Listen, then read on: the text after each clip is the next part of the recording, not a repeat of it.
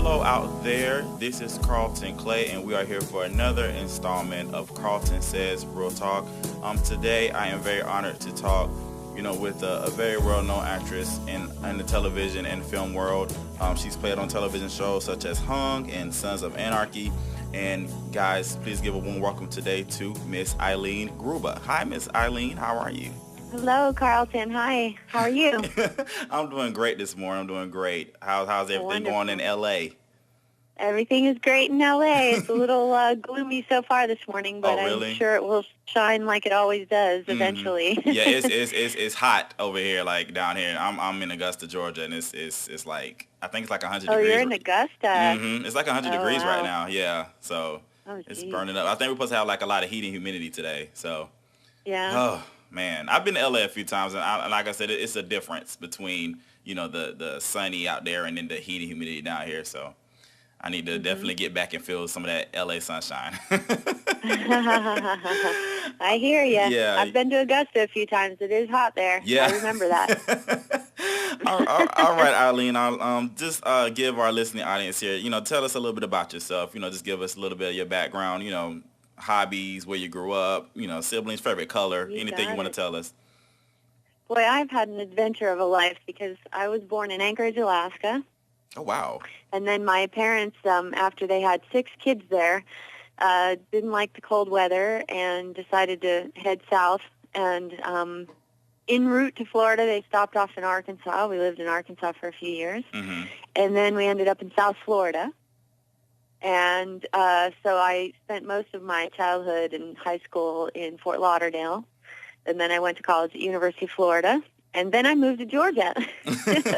And I lived in Atlanta for a while, about 5 years, I think. Okay. And then I moved to New York, and then I came to L.A. Oh, wow. You've just been all over the United States. Yeah, so I really have, and that doesn't include my travels. I really have been all around this country. Wow. That's cool. Yeah, That's cool. Yeah, and you asked if I had siblings. I do. I have 6 brothers and 1 sister. Mm-hmm. And they're spread out all over the place, but most of them are in Florida. Cool. And one of them's in North Carolina. Now, I have hobbies. Boy, do I have hobbies. I was an art major in college, so wow, okay. I went to college on an art scholarship. And so I'm an artist and always will be, I suppose, in every way. So I do still create all kinds of things. So I have hobbies, painting and making things. I just like to make things. Mm-hmm. Wow, that's cool. That's really cool. You have a lot of things going on. Like I said, that's cool. That like I said, you've been around the United States and just how you're just so multifaceted. I think that's awesome. That's cool. Yeah, I sure have had a lot of experiences in my life. That's for sure. Cool. Well, tell us a little bit. How did you? When did you realize you wanted to act? And how did you get started? Okay, well, that could be a weird, long story, but when I was a little kid, I used to make puppets with my artwork, paint little puppets, and then do little puppet shows for the neighbors and my little brothers. And then I got into, performances in grade school and in high school, and I was a cheerleader in high school, and so that's some level of performing, I suppose. Mm-hmm. But it was when I moved to Georgia that I started getting approached. I was young, I was 20, and I started getting approached to do things like modeling and acting and stuff like that. And I thought, well, if I'm going to do this, I better know what I'm doing. So I signed up for classes at the Alliance Theater School there in Atlanta, and I started training. And I learned a lot, and I had a lot of fun. I started doing musicals and some movies there and commercials, and and it was a great time. But within about 2 years or so of working as an actor in Atlanta, I realized I was overgrowing the city, and I had to go to New York. Okay. So, so I about 2 years of really hitting it professionally in Atlanta. I even worked in a casting office for Don Slayton, who used to be There used to be 2 casting directors, and Don Slayton was one of them, and Shay Griffin was the other, and I worked for Don so that I could learn the business side also. And once I realized I needed to go where there was more opportunity and everything, I took off and went to New York City. Okay, cool. So that's how it all started. Cool. Well, and I'm gonna interject a question here. Like, I know things have changed now in Atlanta because Atlanta's now starting to become like a major boom in the film industry and the television industry. A lot of film and television shows are being recorded in Atlanta now. So like, yeah, you know what bothers me about that? I kept my house there for years. Wow. And I just got rid of it about 4 years ago because I thought I'm never going to get to go back to Atlanta and work. So I finally let go of the house. I literally held on to it for 10 years after I left there. Wow. Which was hard to do because it's hard to keep up a house while you're away and traveling and living in L.A. and New York. And I'm so sad about that because I would love to go back into Atlanta and work. And I recently just picked up a Southern agent who's covering the Southeast, and he's starting to send me in for Atlanta stuff. So if I get back to, we put some things on tape and send it out. And I still have a lot of relatives there, a lot of cousins, a lot of friends. There's a ton of people in Atlanta, so I would just love to get back there. That's awesome. That's really cool. Yeah. So just talk to us about your like first professional role. Like how did like what was it, and like how did that make you feel as an actress? It was a fun job. I was actually working in a casting office at the time for Don Slayton, and we were casting a commercial, and the ad agency came in from New York, and it was a Bruno's commercial, which was a regional grocery store chain in the South then, but I don't think they're around anymore. And they actually auditioned every girl in all of Atlanta, and then maybe even North Carolina, and whoever came around. We auditioned like well over 100 girls, and the casting director was like, well, he didn't want me to audition, even though I wanted to, but we auditioned every girl in my age range in the city. And then when we were all done, the ad agency guys were like, Eileen, you get up there and audition. And so I did, and I got the role. And so that was a grocery store chain. I had so much fun shooting that commercial. They were so great. I had just come through having massive surgery on my left leg, ankle, completely rebuilt. And so I had to wear like little, they look like almost man shoes, like men's shoes. I had to wear like little tie-up shoes and socks. I couldn't, or boots, like tie-up heavy-duty boots, because I couldn't walk in like girl shoes. And they were so wonderful about it. They had me sitting on a little brick wall on Peachtree Street downtown, and I'm like swinging my legs in a dress, talking about how I shop at their grocery store, and it was just so much fun. But that was my first professional, like, paid acting role, and it was there in Atlanta on Peachtree Street. Not that there's not a million Peachtree Streets, but it was a big one. It was the big one. And it was so much fun, and I loved it, and I was so happy because they had done 3 commercials there, and a lot of the people they had hired, they had to do like 50 takes with, and I only had to do 3, and I was so proud of myself. I was like, cool, we only did 3 takes. That's amazing. That's cool. Now, I looked on your IMDb page. You have, as I mentioned before, in the intro, like, so you have a lot of like film and television credits. It's like a full list, a full page of it. But the first thing that caught my eye was the Young And The Restless. I used to watch that back in the day with my grandmother. And every time I know, right? And every time I look up, I kind of catch it. I work in a news station. I kind of catch it on the TV sometimes. And it's hard to recognize people because they switch people out like every day. But what role did you play on Young and the Restless, and like how long were you on there? I was a social worker. Remember Nia Peoples on the show? Yeah. Her storyline, they had a girl in there, and she had a relationship. And anyway, I was a social worker for their child. Okay. And I was in there. I think I was in 3 episodes, and then it just disappeared. And about 6 months later, I ended up doing a film in San Francisco, and I go up there to work, and Nia's working on that also. And I said, what happened to our storyline? And she said, well, the soap's downsized. They got rid of me. So there goes your storyline. And I was like, oh. Yeah, so I felt bad about that. And she was just a pleasure to work with. So it was funny that I got to work with her within 1 year on Young and the Restless and then again on a TV movie. Yeah, as I said, that like the soap opera world, I guess from a viewer standpoint, it looks like it's so interchangeable. Like it's either somebody's playing a different character, or they're taking somebody out, or bringing somebody in. It's just it seems like a revolving door.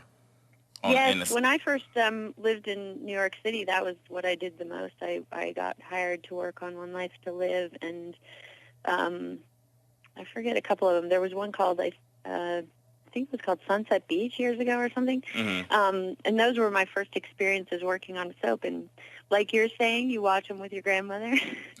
I used to catch some of them with my mom and my sister when I was a young girl. And when I first walked on the set of One Life to Live in New York into their brownstone building there, I ran into the character on the show called Bo. And when you run into somebody that you've seen on TV so many times, you just feel like you know them. And I remember coming around the staircase, and we came face to face, and I was like, "Hi!" And then in my head, I was like, "Oh, he doesn't know you, Eileen. You know him." So it was a pretty funny experience. He and I had a laugh about that, and talked about Alaska and all those kind of things while I was working there. Wow. Yeah, so the soaps are fun. I like working on them. I was hoping the Young and the Restless thing would endure and keep going because the CBS place is not here far from my house. It's right up the street, actually. And I had a lot of fun working on it. Those ones, they move really, really fast. It's not like movies or commercials or anything, but those soaps move really fast. So how does filming go? Like I said, I know you said you're in 3 episodes, so like what's the filming process on a soap? You come in the morning, they throw you in wardrobe, you sit in your room. They give everyone their own room until they bring you into makeup and hair, and then they take you back to your dressing room and you wait until they call you to set, and they'll call you to set right before they're about to shoot, and they'll rehearse it once or twice, and then they roll. Oh, and it's a real fast process. Okay, cool. Yeah. Now but it was fun. Now you were also on the HBO show Hung. Yes, I was. Tell us about your role on that show. Oh boy, I was a Detroit street whore. But I was. Remember when the new Pimp came on the show, Lenny James? Yeah. And Jane Addams' character goes to him to learn how to be a better pimp. And he's the real deal. And he's got the real women and all that stuff. And so she goes to him, and he's my guy. I have kids with him on the show. And so at first you just see me as this intimidating girl on the streets, and pretty soon you get to see the story unfold. And so I'm the mother of his kids, and we had a lot of fun adventures on that show.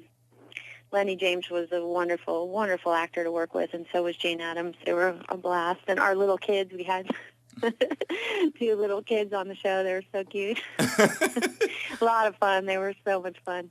And it was a great time, and we were all really disappointed when Hung got canceled. Right, and that's what I was just about to say, because I actually started watching Hung a little late. I think I watched the last season, and I was actually getting into it and getting into the storylines, and I was just like, okay, and I think it left on a cliffhanger. I don't exactly remember what happened, but I was just like, okay, we're ready for the next season, and it just didn't come back.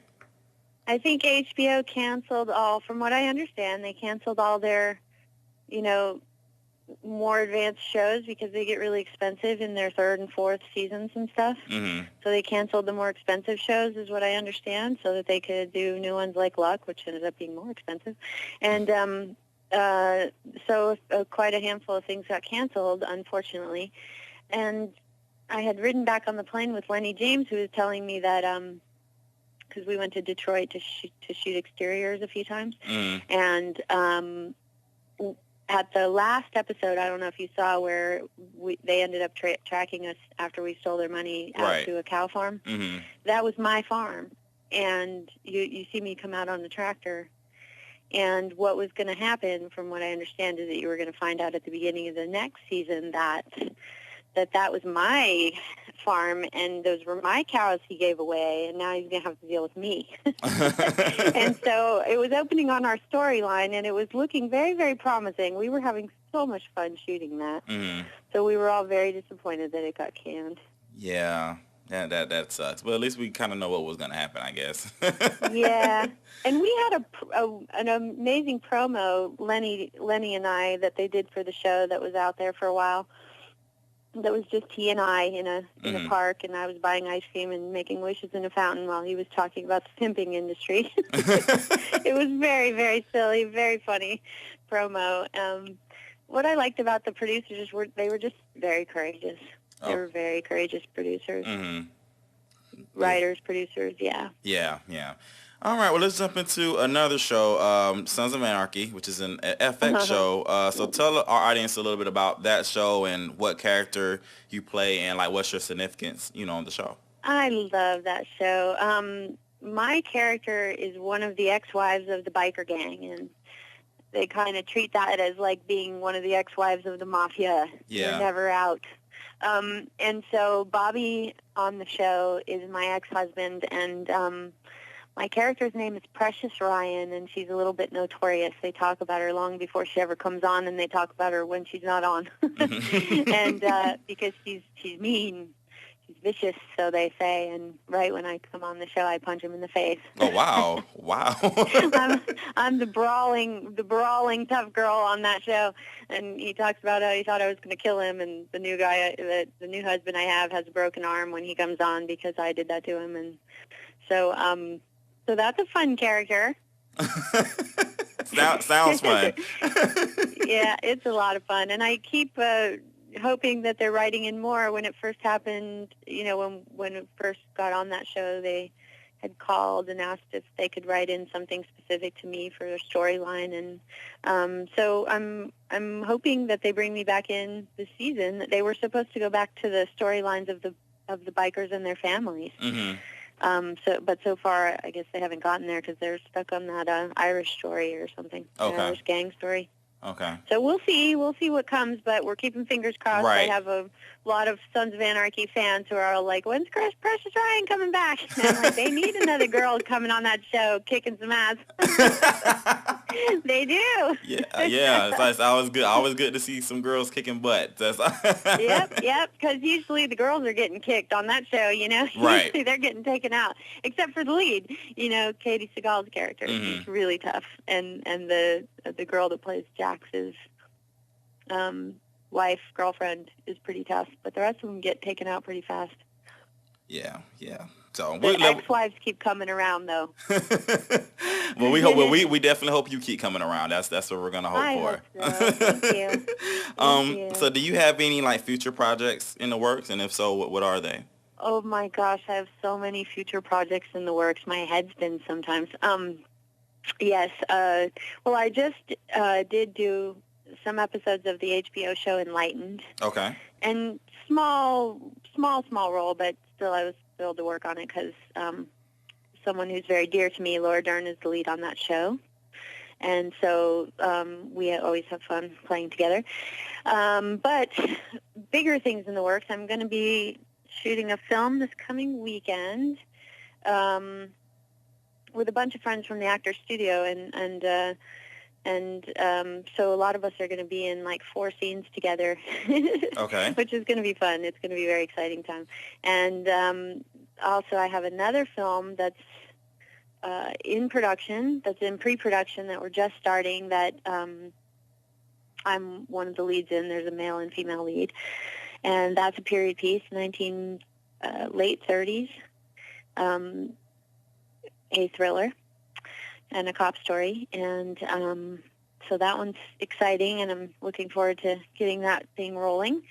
And then I went to New Orleans and Texas to look around and scout things out for the industry there, and my next stop is Atlanta because I have a few projects that I'm producing. Oh, cool. And so I've been getting out to the South as much as I can get away from here to check things out and see where I'll land next. But I think I might actually end up in the South getting a few of these things launched. Okay, awesome. So, yeah, I want to get back to the South, so we'll see what happens. Yeah, please keep me posted on that. That would be awesome. Yeah, hopefully one of these shows or one of these films brings me out there so that I can land doing something, land working, and then while I'm working, start scouting the area again. Okay. But I did spend a few weeks there this summer, and I'm trying to set up a few things. But I have a TV series that's set in Houston. I have a couple of movies, and one of them is set in the swamps of Louisiana, and then a few of them are they can be shot really anywhere. Mm-hmm.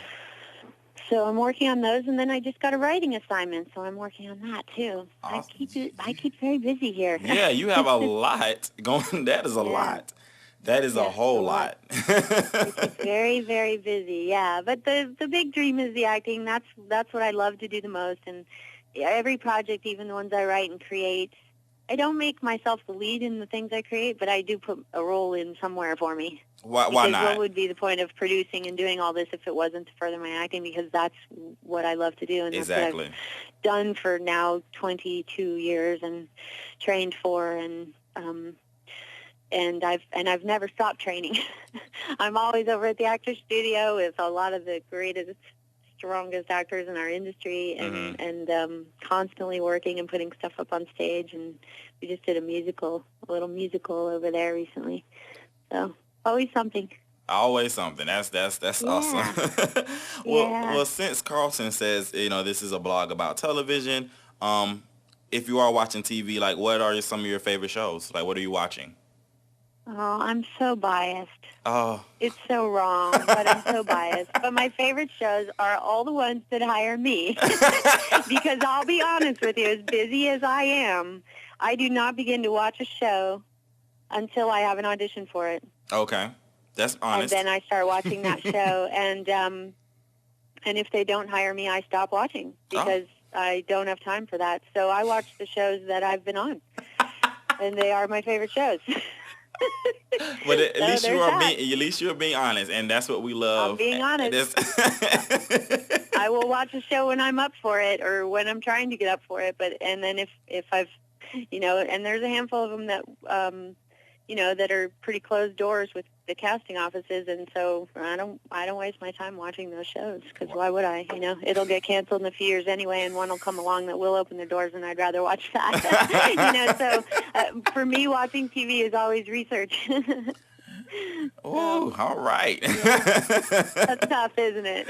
But it's real. So it is what it is, and that's just how it's gonna be. So that's cool. But Eileen, thank you so much for taking the time out your schedule to talk with me. We really appreciate it. I had a lot of fun. This was a very fun interview. That was fun. You had me laughing like most of the time, so it was great. It was great. Great, thank you. I appreciate it. It was good talking with you. Yes. All right, guys. Well, that is it. That's gonna wrap things up for us today. Again, this is KARLTON Says. Real Talk with Eileen Grubba. Big shout out to my audio engineer, Robert McDaniel from Studio 4002. Thank you, sir, for all that you do for us here at KARLTON Says. All right, guys, that is it. We're going to call it a day. You guys be blessed, and we will see you next time. Bye.